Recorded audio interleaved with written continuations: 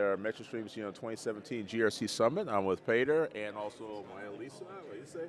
Here talking with them, get their opinions about as far as the event and what they've learned so far. Peader, what do you think so far? Really enjoying it. The kind of thematic that appeals to me are people talking about keeping an eye on business as it's changing, as it's moving, finding out what folk are saying out there in the organisation, third parties as well, how that information can be rendered back up to the board, given strengthened board risk oversight. So for me, that's what I'm hearing a lot of, and I like that. Gotcha. Is this your first summit? My first summit here in the US. I've been at the summits in London before. Okay.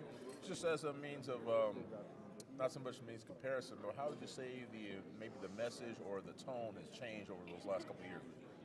Or have you noticed the difference?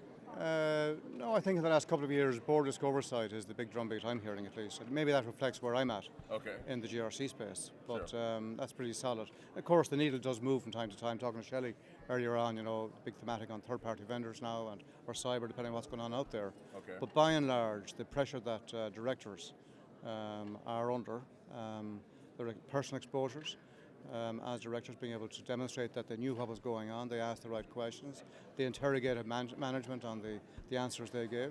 That's a big challenge for directors. Right. Is that starting to change as far as in Europe as well? Because I know in the United States, historically, the directors were always very insulated. But after what happened the last few years, it started to change. And the old phrase they always teach in schools, piercing the corporate veil. I mean, that's almost starting to become more and more. I think there's no difference now on the truly international companies. The directors are both American and European, and they're subject to the same pressures. So I think that the veil is slipping rapidly, with social media in particular. Sure. Doesn't matter what type of screen you attempt to put up, it's pervasive, and you can't avoid the questions, and you have to answer. Yeah, that makes sense. What would you say about your? Yeah, so in addition, some great keynotes. Shelley's speech yesterday morning, foresight, looking ahead, really resonated with our vision. And Gillian Tett, the silo busting yesterday.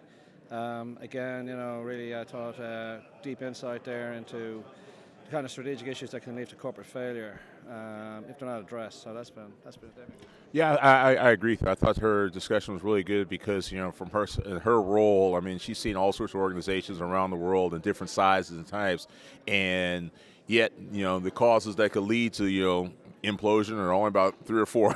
There's real consistency there. That's real consistent.